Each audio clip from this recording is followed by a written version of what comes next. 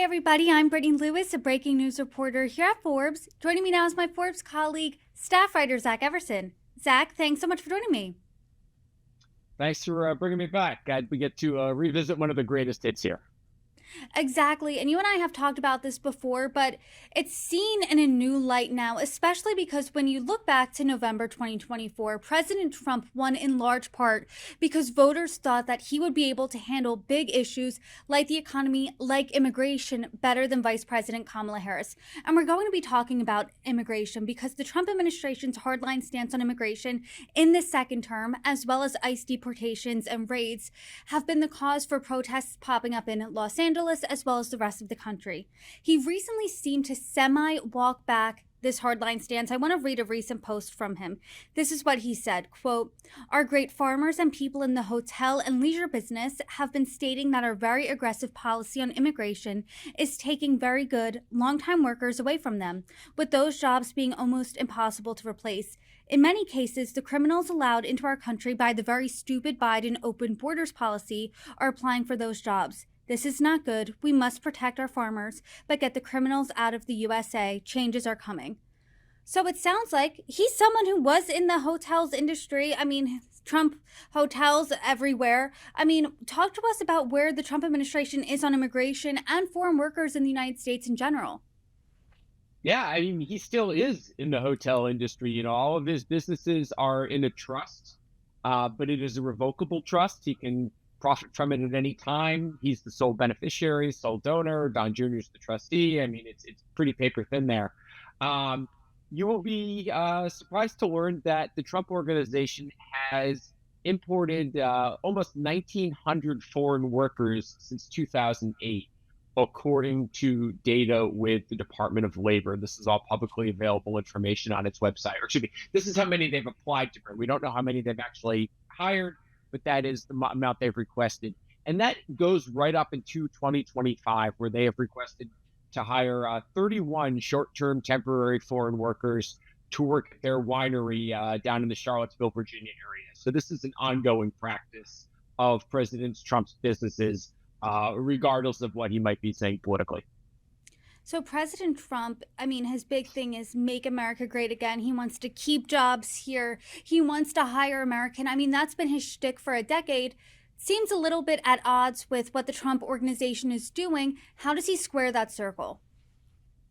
Yeah, it really does seem at odds. And he squared it a few times previously. I haven't heard him recently say this, but in the past he has said, like, it's okay. We don't want foreign workers taking American jobs unless it's like short-term temporary labor. Those are okay. And that's a line he often loses the audience at, who's not really understanding why he's differentiating there. Not his biggest applause line, but he will throw that out there in the past. So, I mean, it's a legal program. They are able to do this, assuming that they've tried to hire local Americans who can do the job and they can't find willing people to do it. They are then able to reach out to the Department of Labor and see if they can bring short-term foreign workers. So, every year going back to 2008, which was the last year data were available, the Trump organization has claimed that it has been unable to find enough American workers to do the jobs at its resorts, winery, Mar-a-Lago, and that it's had to bring in foreign workers to do those jobs. I mean, that's interesting that that's not an applause line, considering it seems like it's a caveat for his business. Oh, hire American, except if it's a short term foreign worker to fill the gaps here. But talk to us about those rules exactly. How is this legal in Trump 2.0? Yeah, so it's really convoluted process how U.S. organizations are able to do this, in that first they have to go ahead and reach out to the Department of Labor, showing that they cannot get enough American workers. Then they need to petition the Department of Homeland Security that they can get enough visas to bring these people in, and then the State Department would issue the visas abroad. So you've got three different cabinets that are involved in this entire process. So it's not really a simple one to do. I mean, there are a whole bunch of attorneys out there who this is their job, helping industries get these visas. So it's a bit of a cottage industry out there. So these foreign workers are hired for short-term work on Trump clubs and the winery.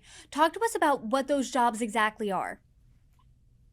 So at the winery, it's out there working as a farm worker. The visa is actually called the H-2A for that one. The other ones would be an H-2B visa. It's more for a service job, working in housekeeping, managerial positions, kitchen jobs. Um, and they pay anywhere from about $14 an hour to around $23 an hour is what the Trump organizations advertise those jobs for. At the top of this conversation, I read a social media post from President Trump who said that he's been hearing from farmers, from people in the hotel industry, that his hardline immigration policy is taking away good workers from their businesses. There's an argument on the other side to be made that maybe these workers, or these businesses in the first place rather, shouldn't be exploiting undocumented migrant workers. Has the Trump organization ever hired an undocumented migrant worker at one of their locations?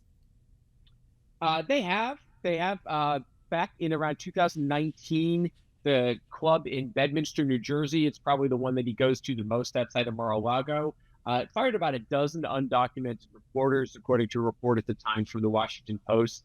And this was after they'd employed them for years. So it's not like these people just came in and were quickly found out to be undocumented, but they have been long-time employees and were let go.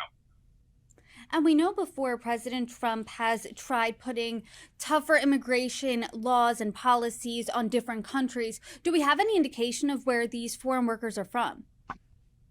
We don't know exactly where they're from. We just know that that the Trump organization has applied to bring them in. We don't know exactly how many they filled, who came in.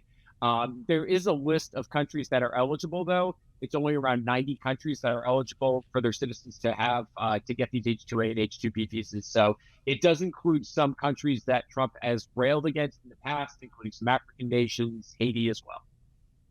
And Zach, as we've seen really in the past week and a half, protests erupt all over the country over President Trump's really aggressive immigration policy. And people in this country, critics, are really upset by it. I mean, where does this story, where does your reporting fit into this larger puzzle when it comes to President Trump's immigration policy?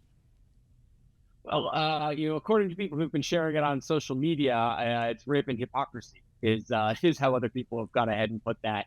It depends. It's a legal program. He hasn't done anything that we've seen to try to get rid of this program.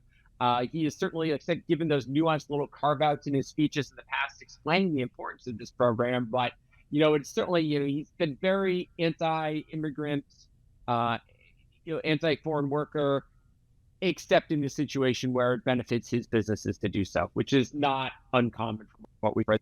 President yet of his business interests while in office. Well, Zach Everson, always appreciate our conversations. Thanks for joining me. Thanks for having me back. Appreciate it.